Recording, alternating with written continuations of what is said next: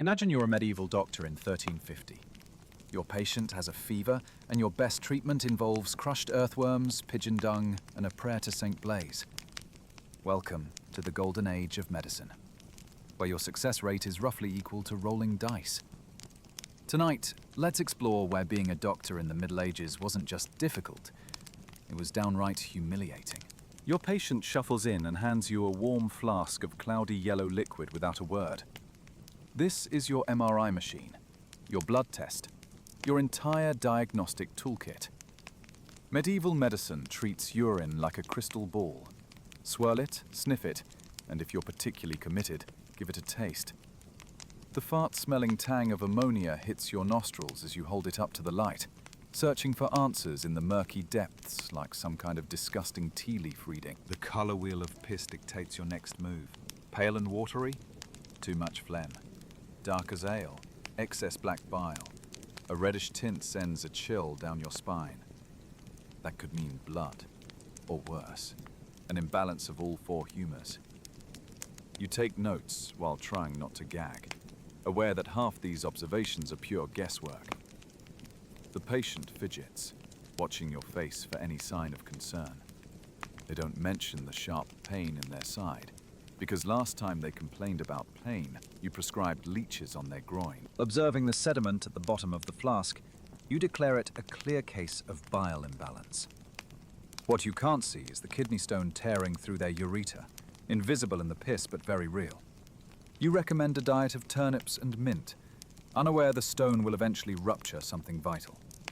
The patient nods eagerly, relieved you didn't suggest cauterization this time. Your medical texts show elaborate urine charts with 20 possible colors, but none account for the fact that half your patients are dehydrated ale drinkers whose pee always looks like spoiled honey.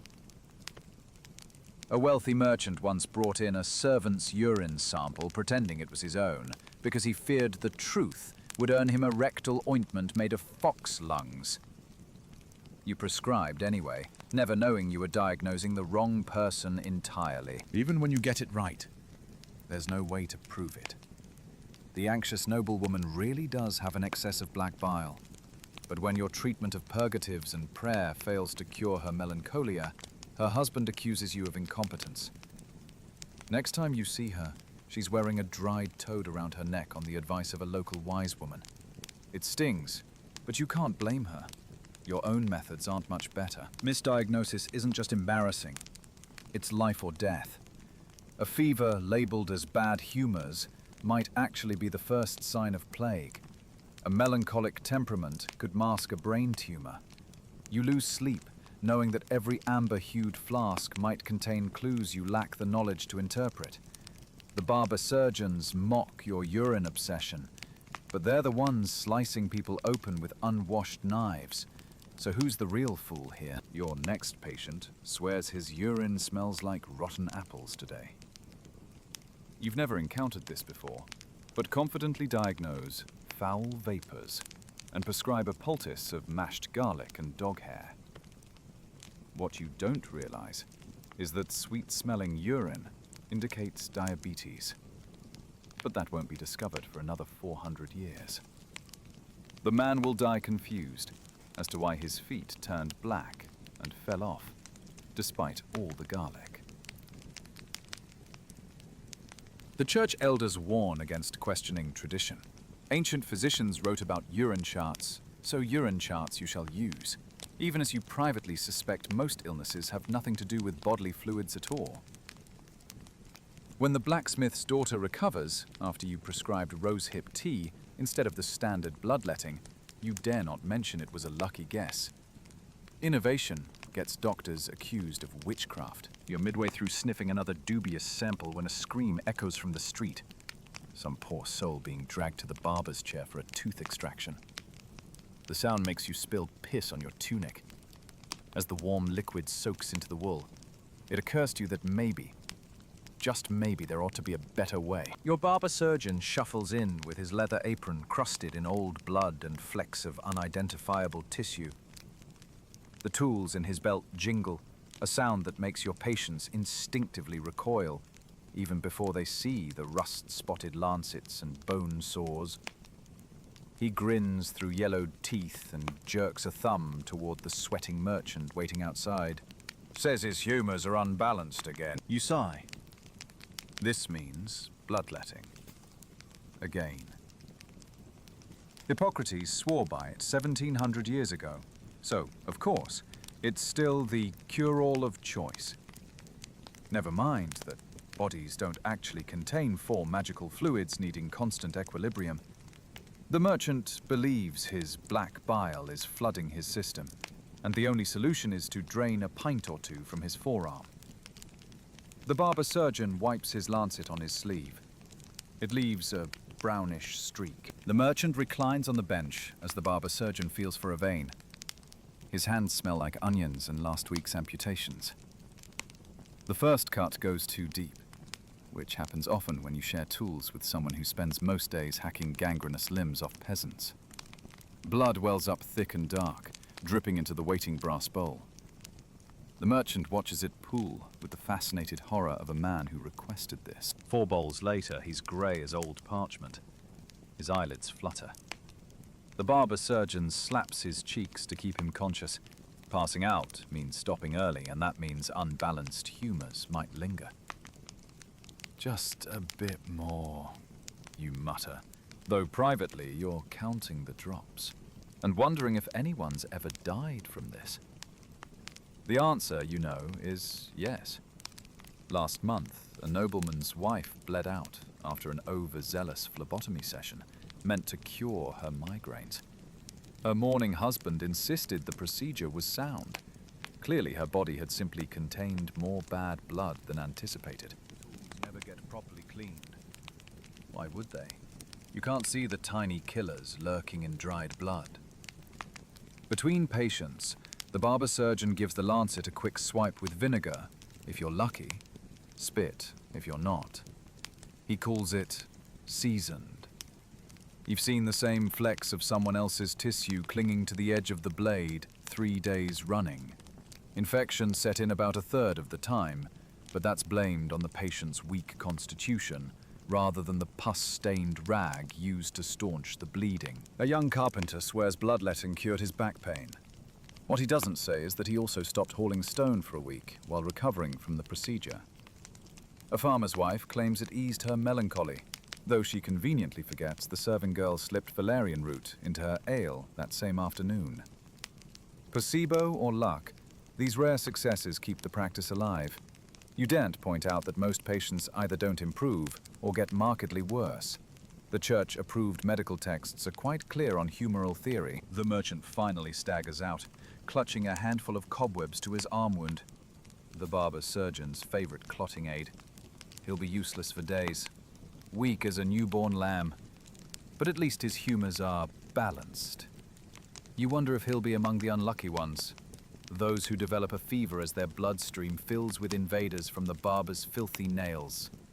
They almost always die confused, convinced the treatment simply didn't remove enough bad blood. When a traveling scholar once muttered that bloodletting might kill more than it helps, the local bishop had him flogged for heresy.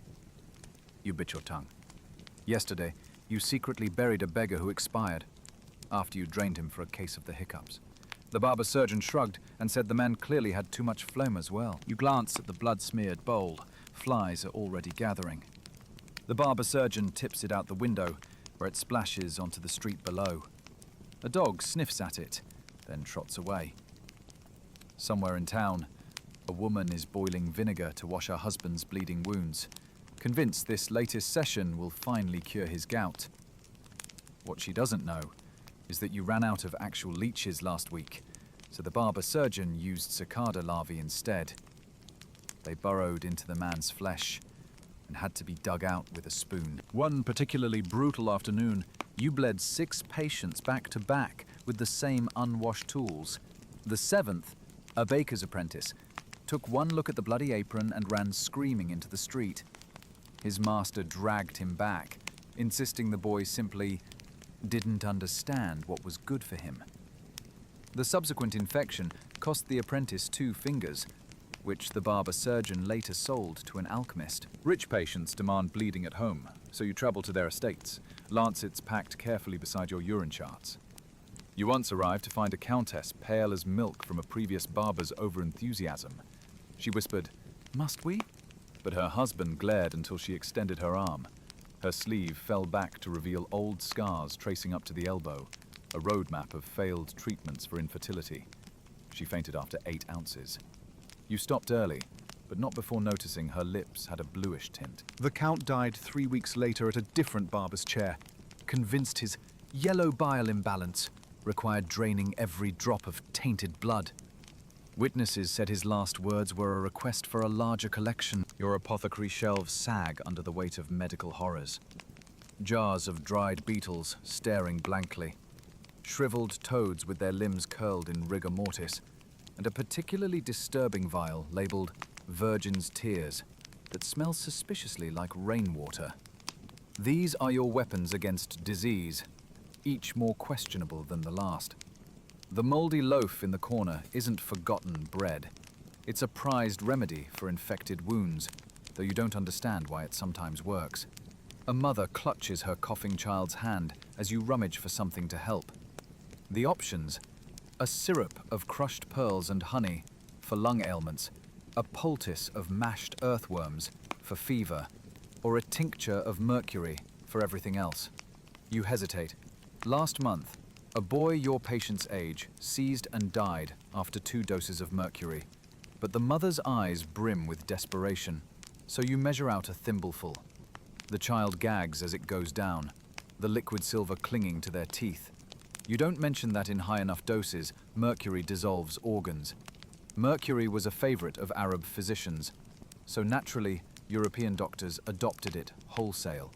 Patients drink it, inhale its vapors, rub it on sores, never questioning why it makes their gums bleed and fingers tremble. You once treated a scribe whose quill hand shook so badly from mercury poisoning, his letters looked like spider legs. When you suggested stopping treatment, his employer threatened to find a less cowardly physician. The scribe died 3 weeks later, his body rejecting the last of his teeth in a feverish delirium. The wealthy demand exotic ingredients: unicorn horn, usually narwhal tusk, powdered mummy, often just minced beef jerky, and bezoar stones, harvested from goat stomachs. These cost a fortune and do absolutely nothing, but the rich swear by them. A duchess once paid 60 silver coins for a dragon's gallbladder that turned out to be a pickled sheep's bladder. Her consumption worsened anyway. When she died, her husband demanded his money back. You threw the rotting organ at his head and hid for a week. Then there are the folk remedies that, against all logic, occasionally work. The moldy bread poultices sometimes halt infections, though you can't fathom why. Old wives whisper about willow bark tea easing pain, and to your shock, it does. But church-trained physicians dismiss these cures as peasant superstition. A midwife once treated a gangrenous wound with maggots, and the patient lived. You documented the case in secret, knowing the medical college would burn your notes if they found out. Trial and error governs everything. A farmer's remedy of honey and spiderwebs might staunch bleeding, while the scientific leek and dung plaster next to it just causes burns. You've learned to read patients' social standing before prescribing. Peasants get the spiderwebs. Nobles the imported myrrh and gold leaf concoctions that taste expensive but heal nothing. The nobles rarely notice, too busy admiring the gilded labels on their useless vials. The worst is witnessing successful treatments. When feverish Lord Montague recovered after you gave him mercury, he praised your genius. Never mind that 3 servants given the same treatment died. Their weaker constitutions couldn't handle the cure, obviously. Montague now sends all his ailing friends to you, convinced you possess rare skill. The weight of their expectations sits heavier than the corpses you've accidentally created. Invention is dangerous. You tried improving a standard potion by adding mint to mask the taste of rotting meat extracts. A rival physician caught wind and accused you of corrupting Galen's wisdom. Only a hefty bribe to the bishop stopped him branding you a heretic. Now you stick to established recipes, even when you watch patients vomit them back up. The truly desperate cases haunt you. A charlatan sold a wool merchant's wife a blessed amulet to cure her son's seizures. When it failed, she brought the boy to you. Too late. You recognized the amulet's holy relics as rat bones. The mother wailed that God had abandoned her. You didn't have the heart to tell her the amulet's seller was arrested that morning for stuffing another child's skull with dung beetles as a curative. The nobility's demand for exotic ingredients breeds absurdity. You've prescribed oil of scorpions for gout. Just sunflower oil with dead scorpions left to steep. Burnt swallow feathers for blindness. Charred chicken feathers. And essence of moonlight for madness. Water left in a silver bowl overnight. A count paid 200 florins for mandrake milk, guaranteed to boost virility. You gave him warmed goat milk with honey. And when his wife conceived, he sent you a cask of wine. The label bore a smear of what you hoped was wax. When treatments fail the powerful, punishment follows. After a duke's son perished from a mercury overdose, his father had the prescribing physician's hands chopped off, so he may never kill again. You heard the man later drowned himself in a vat of rosewater tonic he'd once sworn cured melancholy. The poor suffer quieter tragedies. A village girl swallowed half your arsenic-laden rat paste thinking it candy. You arrived to find her convulsing, her father offering his life savings for help. The coins wouldn't have covered 1/10 of the bezoar stone needed, so you pretended rat paste had no antidote. He buried her in an apple crate the next dawn. Oddly, the simplest remedies often work best.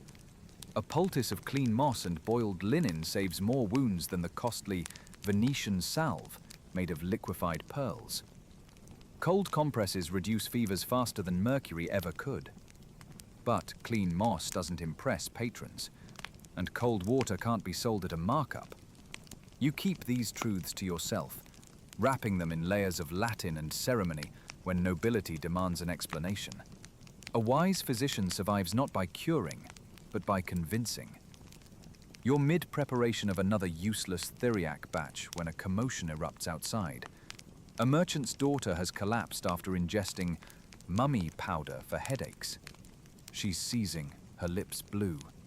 The jar's label claims it contains authentic embalmed pharaoh, but the suspiciously fresh beef smell suggests otherwise. As you reach for the ipecac, itself a dubious cure, the girl's father shoves a ruby into your hand and begs you to save her. The stone's worth enough to feed you for a year. You hesitate, then quietly slip it back into his pocket before reaching for the moldy bread instead. It won't help, but at least it won't kill her faster. The first plague victim shows up with a fever and a lump under his arm the size of a walnut. Within hours, black bruises bloom across his chest like spilled ink. By morning, he's coughing blood onto your shoes while his wife sobs in the corner. Neither of you know this is Yersinia pestis. Neither of you know the flea that bit him came from a rat that died in a grain shipment from the east. All you know is that whatever this is, it's moving faster than any disease you've ever seen. Your plague prevention kit contains dried toads, crushed emeralds, and a vial labeled dragon's blood that smells like spoiled wine. The town council demands you wear a beaked mask stuffed with roses to block miasmas. Never mind that the stench of rotting petals makes your eyes water. You prescribe the usual regimen: prayer, avoiding bathing to keep pores closed against bad air, and a paste of arum root to draw out toxins. The patient dies shitting himself before the paste even dries. His widow smashes your mortar as you flee, screaming that you murdered him. Whole families vanish overnight. The blacksmith's household falls first. Father, mother, 5 children, their corpses discovered with blackened fingers still clutching the protective amulets you sold them. The amulets contain verses from Psalms and a scrap of mummy cloth. You charge them 2 months' wages. Now their stiff bodies pile up outside the churchyard, waiting for the death carts. You consider burning your physician's robe and claiming to be a tanner's apprentice. The rich flee to their country estates, believing distance alone will save them. You're tempted to follow, but where would you go? The villages burn strangers on sight now, convinced outsiders carry the sickness. A fellow physician tried hiding in a wine barrel. They found him when his sneezing gave him away. The mayor nailed him inside with a plague victim to test his cure theories. Neither survived the weekend. Your treatments become increasingly desperate. You rub pigeons on boils after hearing an Italian doctor's rumor about drawing out the venom. You prescribe potions of powdered unicorn horn, always goat bone, mixed with powdered sapphire, always blue glass. A merchant's daughter drinks it eagerly, then vomits blue-tinged bile until she suffocates. Her father doesn't even blame you. He's too busy wrapping his own neck in garlic cloves. The church declares the plague God's punishment. Processions of flagellants march through town, whipping themselves raw, while onlookers beg to join their ranks. You watch a baker's wife collapse from blood loss mid-scourging, her repentance complete. Priests preach that medicine is arrogance. Only prayer can save souls now. Your dwindling patients eye their rosaries more than your remedies. One old woman throws your carefully prepared mercury tonic out the window, opting instead to sleep with a dead man's hand under her pillow. Against all logic, she recovers. The dead pile up faster than they can be buried. You're pressed into service identifying corpses, stumbling over bloated bodies in the street. Familiar faces stare up with popped blood vessels in their eyes, tongues black from internal bleeding. You recognize the cobbler who always paid you in shoes, now stiff with his own wares still on his feet. The stench lodges in your nostrils for weeks. Vinegar rinses can't erase it. Some survive. A drunken stonemason stumbles through the carnage untouched, despite sharing a blanket with 3 dead brothers. A nun tends plague victims day after day, without falling ill until the townsfolk accuse her of witchcraft and stone her to death. Your own survival feels like a taunt. Patients you treated die. Ones you abandoned live. There's no pattern, no reason, just the silent judgment of the gravedigger's shovel.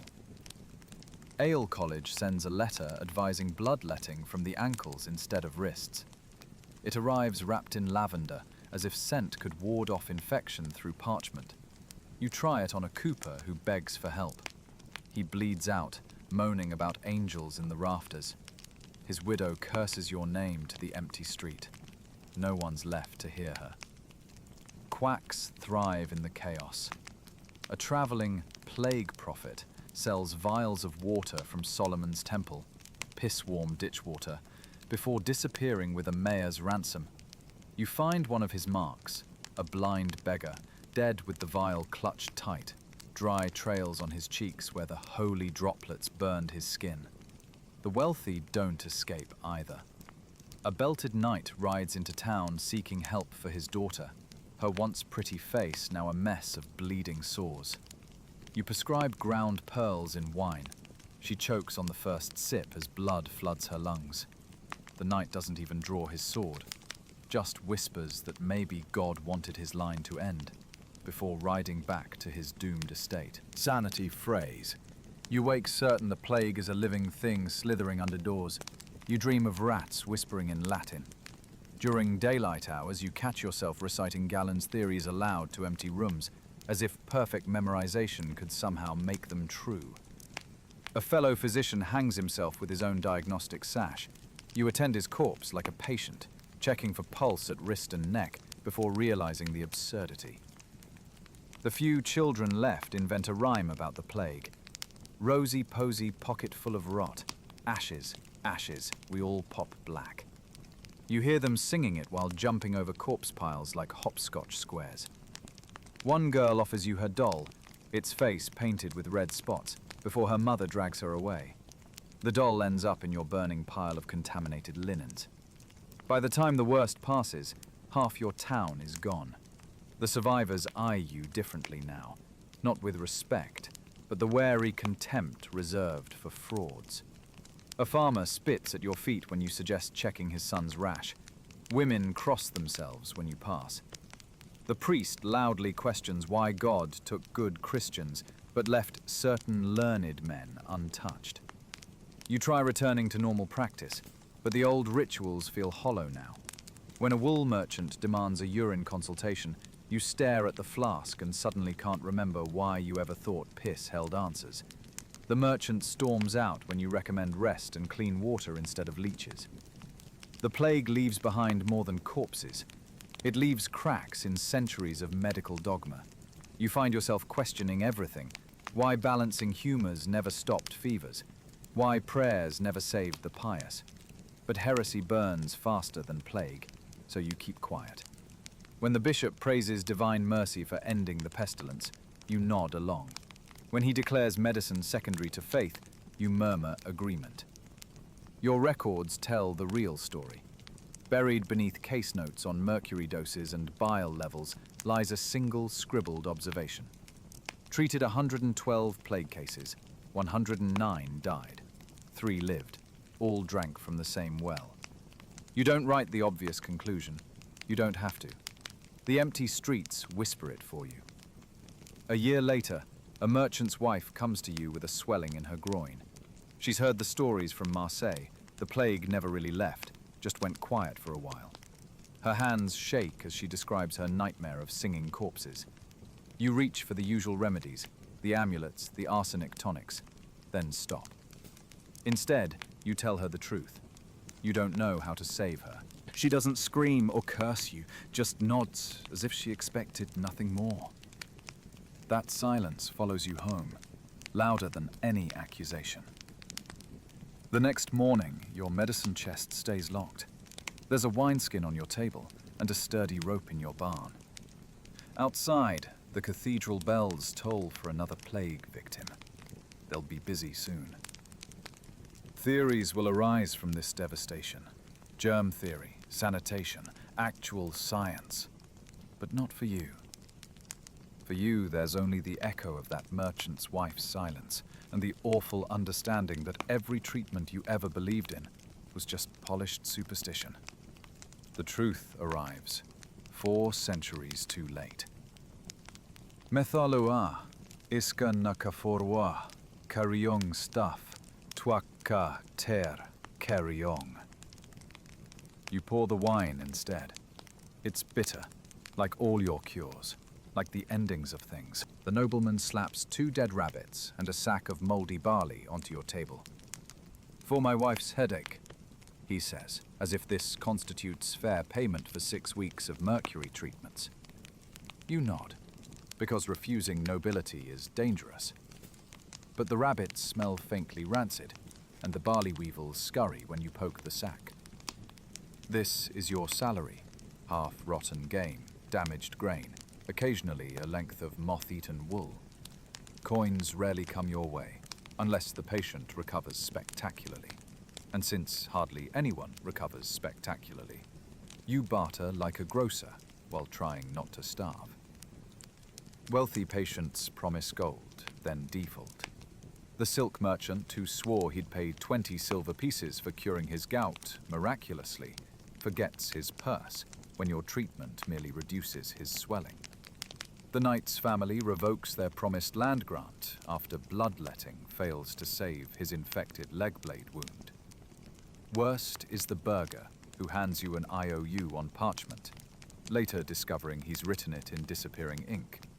You nail it to your wall anyway, a bitter joke for visitors who understand that medical debt is the easiest to ignore. Then there's Baron von Hochstedt's son. The boy's fever raged for days despite every treatment. Leeches, mercury, powdered unicorn horns scraped from a narwhal tusk. When he finally dies, choking on his own swollen tongue, the Baron doesn't weep. He simply picks up the purse of gold florins he'd left on your stool and walks out. Later, rumors reach you that he's telling courtiers you poisoned the boy with foreign potions. Your landlord raises your rent the next week, suddenly nervous about housing an alleged murderer and Sajet. The poor pay what they can, when they can. A washerwoman hands you 2 eggs wrapped in dock leaves after you lance her husband's abscess. The eggs hatch into scrawny chicks that later peck at your grain stores. An orphan pays with bundles of wild garlic that make your kitchen stink for weeks. Once, a toothless old man gives you his only possession, a rusty reliquary containing what might be a saint's finger bone or a deer knuckle. You keep it on a high shelf, unsure whether to venerate it or throw it in the pig wallow. Some pay in labor, mending your roof, chopping wood, or, in one memorable case, standing outside your door for a week, shouting compliments about your skills to passers-by. You develop a hierarchy of patience. Wealthy ingrates go last, their coin glittering but unlikely to materialize. The middle-class farmers and tradesmen pay reliably in food and goods. Desperate paupers get seen quickly. They'll repay in gossip, odd jobs, or, occasionally, genuine gratitude. The worst are the minor nobles who consider payment optional, but take offense if reminded. When Countess Emina stiffs you for the 3rd time, you slip a mild laxative into her next energy tonic. She spends Whit Sunday sprinting to the privy, but still doesn't pay. Fees fluctuate wildly depending on perceived success. A straightforward bone setting earns a cheese wheel. A failed amputation might mean a pitchfork through your door. You learn to hedge bets, telling the miller his wife's tumor is likely benign, while secretly knowing she'll be dead by Michaelmas. When she dies on schedule, he shakes your hand, grateful you didn't give false hope. His daughter bakes you a honey cake every Christmas for years afterward, unaware you'd marked her mother's case notes with a skull symbol months prior. Some reward loyalty more reliably than coin.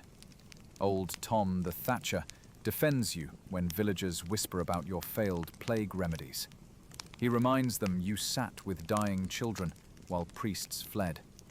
The cooper's widow sneaks you apples from her orchard, remembering how you treated her husband's cough for free when the winter fever took him. These small kindnesses keep you going when the sheriff's men come sniffing about another suspicious death in your care. Churchmen never pay at all.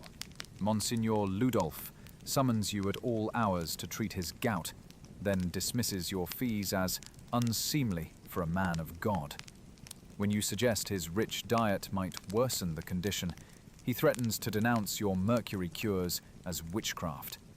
You resign yourself to endless free treatments, noting how his velvet slippers cost more than your entire wardrobe.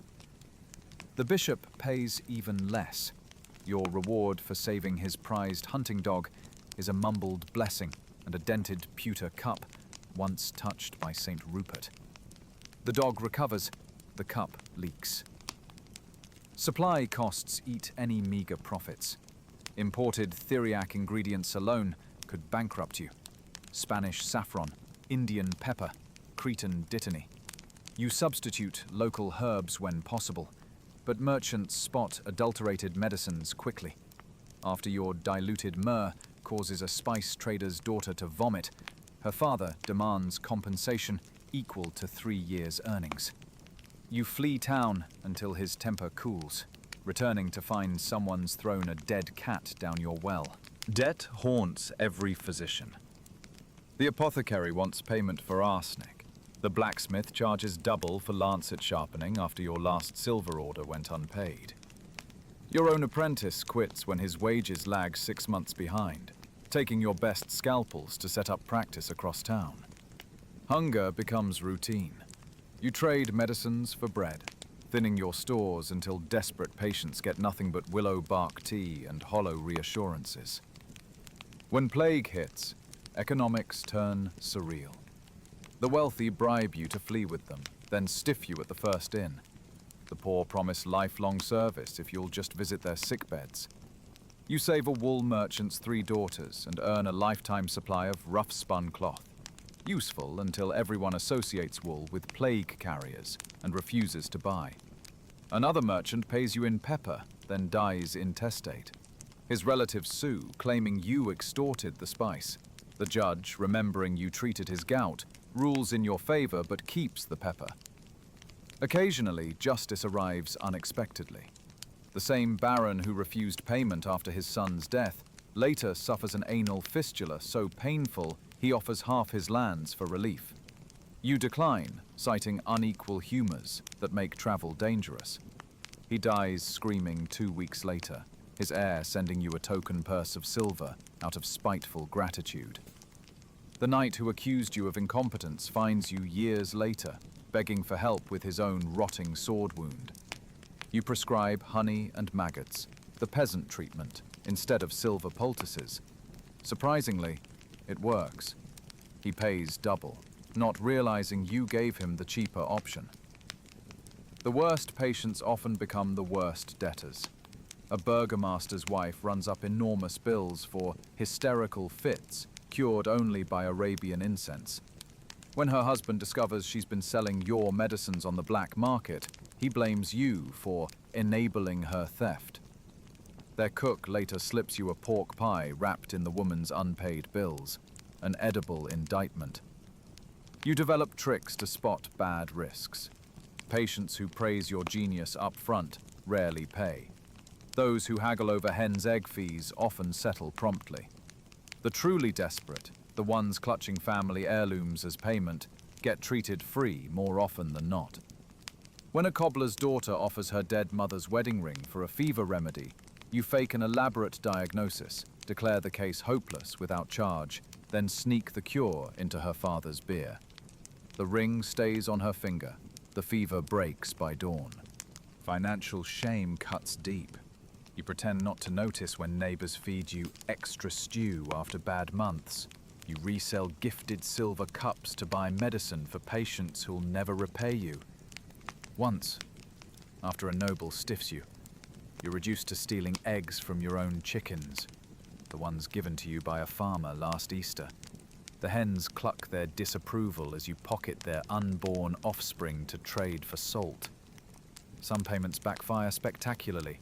A vineyard owner rewards your dysentery cure with a cask of wine. The vinegar taste should have warned you. It's gone to acid. You serve it to ungrateful nobles before realizing your error. 3 viscous vomit later, accusations of poisoning circulate. Only Tom the Thatcher's testimony that you drank some yourself saves you from the stocks. The church's threat hangs over all financial dealings. When you dare charge a rich abbess for her melancholy spirits cure, she denounces you for simony. The resulting fines cost triple the original fee. After that, you let clerics pay in promises of heavenly reward, though you notice those promises don't fill your larder. Odd compensations stick in memory. A lovelorn widow pays with kisses that taste of sour wine. A minstrel composes a ballad about your healing hands. The song's popularity brings patience until they hear his follow-up ballad about your mercury-induced patient deaths. Children sometimes leave wildflowers on your doorstep from parents too shy to admit needing charity. Once an entire village saves you from highwaymen because you once set their headman's broken leg straight. No one mentioned the leg healed slightly crooked. Tax collectors are your most relentless bill collectors. They care nothing for bartered geese or promissory notes. They demand hard currency for your luxury profession. One lean winter, you pay your taxes in leeches from your own medicinal stocks. The baffled clerk accepts them at half value. Come spring, you buy them back at quarter price when gout flares up among officials. Old age brings new financial dread. Without savings, you'll become one of those broken-down physicians haunting taverns, trading dubious diagnoses for ale. Your hands already shake too much for surgery. Soon, even urine analysis will be beyond you. The apothecary's widow offers you a corner of her shop in exchange for medical advice, but you'd spend your last years watching younger men botch treatments you perfected through decades of failure. Unexpected legacies surface. Years after treating a tanner's crippled son for free, the grown man rescues you from a debtor's prison by vouching for your character. He's now the sheriff's bailiff.